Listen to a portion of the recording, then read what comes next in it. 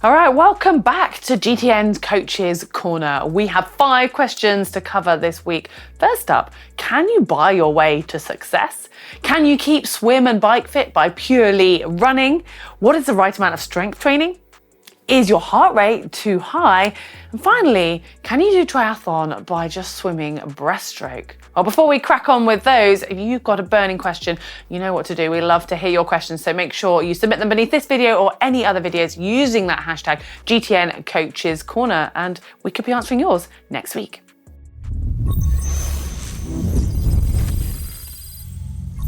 So to get us going, we have this one from DSM 1891. How do I know if I have hit a paywall in my progression? When I race, I do fairly well, just outside age group qualifying in sprint distance. It feels like the majority of people faster than me have all the fancy kit.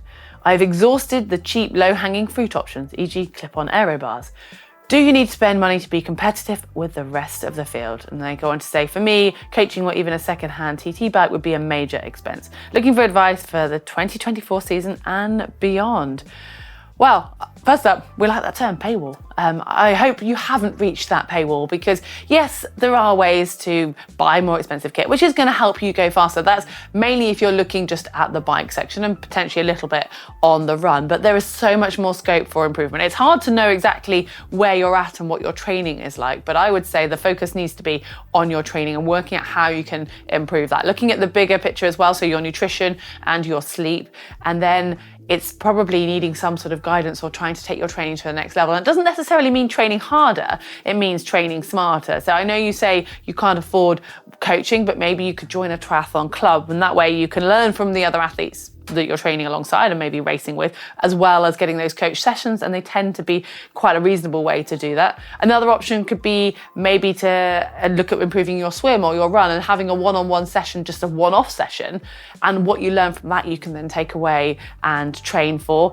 There's lots of options within the training that you can look within your budget, maybe trying to find a program online or comparing some others, or asking even some of the athletes that do beat you what their training looks like and learning from them. Potentially even looking at seeing if you can borrow some kit or maybe some more expensive wheels for a race if you've got a specific race that you want to aim for. So there are ways to look around this. And I like the fact that you are asking this question, because I think often people just think, well, you know, the best athletes are the ones with all the most expensive gear, but that is not so. You will see athletes on the podium on a road bike with TT bars in certain races. So don't be disheartened by it. And also, make sure you watch plenty of our videos, because we've got lots of how-tos of how to get faster on a budget, how to train more efficiently. So I'm hoping that you've got scope to find that next gear and get past that paywall. Let us know how you get on. Good luck. Right, next we have this question from Big Boy. I'm taking time off triathlon training to focus on training for an upcoming marathon. I don't have time to fit in any swim/stroke cycling sessions. I plan on competing in triathlon 2.5 months after the marathon. Will I lose specific discipline fitness during marathon training? Should I try to fit in cross training so I'm ready to restart my triathlon training with minimal impact? Or is 2.5 months enough time to regain discipline fitness? Well, Big Boy, yes, you are going to lose a certain amount of swim and bike fitness. That goes without saying, because you're not doing them. Obviously, you will have aerobic fitness, but it only crosses over to a certain extent to the swim and the bike, because they are so specific. So that answers your first question, but the fact that you're asking, should you actually include some swimming and some cycling, sounds like maybe you are open to doing that. And initially you say you don't have time, but it might be worth, depending on what your run program looks like and how much run mileage you're doing, trying to swap out, say, a recovery run for one of your swim sessions, because yes, you might be working your arms quite hard, but your legs shouldn't be doing too much work, and it can work really nicely as a recovery. And then as for the bike, that will take a little bit more out of your run legs, but early on in your program, you can look to do some of your endurance on the bike, or a steady run, or maybe even a recovery spin, just something that keeps those muscles kind of awake. And then aside from that, it's about conditioning, especially for the swim, and keeping your shoulders mobile but switched on. So maybe if you've got time to do a little bit of gym work, if you don't have time to get to the pool, because upper body gym work shouldn't really detract or take away from your run training. So hopefully that helps, but also don't worry too much, because 2.5 months is still a really nice block where you can pick that swim and that bike back up, and you'll have the fitness from the running. So it's not going to be a disaster anyway, but hopefully you're enjoying the running. Good luck with that one. Okay, we've got 2 questions now on a similar theme. This first one from Seth Potchin. Question for Coach's Corner. I'm considering entering an Olympic distance triathlon next year, but have concerns about the swim. I can only swim breaststroke and think I'll be last out of the water. Any ideas on how to quicken my swim pace? No worries with the bike and run. Well, that's cool. And then Mark Hamilton. I'm 57 and have completed a few sprint triathlons. I'm a strong cyclist, average runner. I swim 3 or 4 times a week, but only breaststroke. Will this mean I can't do a full triathlon? It's only for fun and fitness, not to win. Should I learn front crawl? Old dog, new tricks. Thanks, GTN. Well, yes, I mean, as Mark has proven, you can do a sprint distance triathlon breaststroke. So to answer our first question, you can.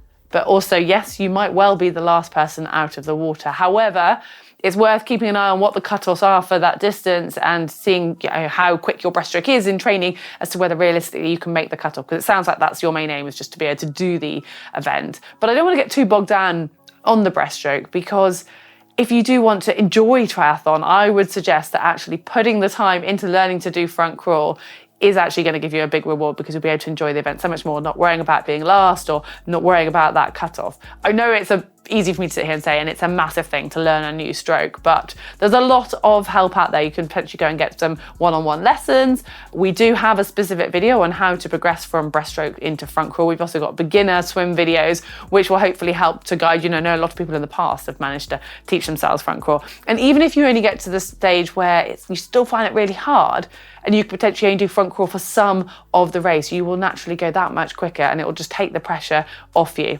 Well, to conclude, I think you've got the hint here. It is worth putting in the hours to do some front crawl. You will definitely reap the benefits. Okay, moving on. Nathaniel Young has this question. As a former strongman and bodybuilder, I'm struggling with fitting in strength training as a 70.3 finisher in the making. What is a good balance of strength training as an endurance athlete, and what should I prioritize to improve my performance in the 3 disciplines? Currently, I'm either doing too much strength or none at all for periods of time. Well, that's interesting, Nathaniel. I mean, that you identify the fact that you are doing either too much or none at all. I question why you can't sort of find the middle spot, but maybe that's because you're trying to fit in swim, bike and run, and they take up a lot of time.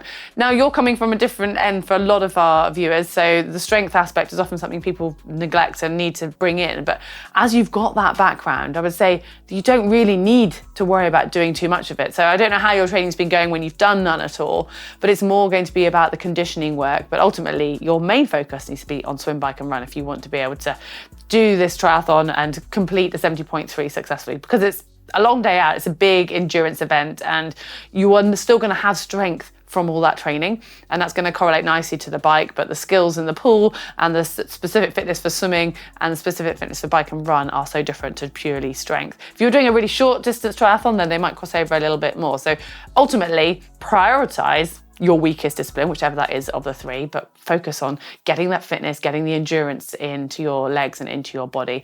And then think of it, rather than strength training, as doing conditioning training. So running is going to be a lot of impact on your legs. Swimming is going to be a lot of mobility work. So try to complement that with whatever gym work you do. And if you've come from a gym background, I'm sure you'll have an idea of what to do. But if not, again, we've got lots of videos that look at strength and conditioning that will actually complement each of the 3 sports. And now finally, question from Gordon Chan. Hey Heather, Mark and James, I've just gotten into triathlons and recently learned to swim. Well, there you go, and completed 2 sprints. I'm generally quite fit as I train for a Brazilian jiu-jitsu, wrestling, road and mountain bike, but never been great at endurance sports, although I'm working up to an Olympic distance. In my first triathlon, 400, 14 and 4, I presume that's 400 meters, 14K, 4K. I noticed my heart rate skyrocket at the end, averaging 206 on the run with a max of 216 for 12 minutes before stabilizing at 190. I figured this was a glitch in my watch tracking, but having done a second triathlon of similar distance, the same pattern in my heart rate has happened again. I don't think the issue is related to my watch, as it's the newest model and it's happened twice. My heart rate is also fairly normal in the swim and bike parts of the tri, so I'm wondering if this kind of heart rate is normal or something I should worry about, or perhaps the fact that running is my least trained discipline do I need to change my training? I'm 33 years old and 76 kilos. Well, Gordon, I'm going to first question your watch. I know you say it's not your watch, but if you are purely taking the heart rate from the optical part of your watch and you're not using a heart rate strap, then I would say do not get bogged down in what your heart rate data is saying. It's interesting that it sounds like you might be getting it right for the swim and the bike, but personally, I only rely, if I want to analyze my heart rate data, I only rely if I'm using a chest strap, and that will link to your watch. So first up, go and do your training, do your racing with that. It sounds like you're not currently using a chest strap monitor. Obviously, everybody's heart rate is entirely different. It'd be interesting to know what your actual maximum heart rate is if you've ever done a test or you've ever done a really hard race. Now, obviously, running is ridiculously hard at the end of a triathlon. However, you are more going to be in an endurance zone, so I'm surprised if it's going that high.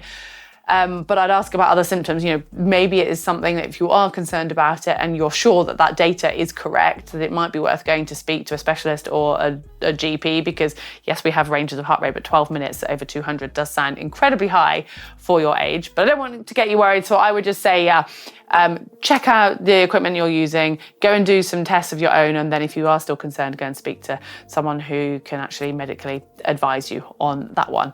Okay, we covered quite a lot there, so that is it for today. But if this has triggered any questions or something you want to know more about, you know what to do. Just leave that in the comments section below. But hopefully you've enjoyed this video. If you have, we'd love it if you supported the channel by giving us a like.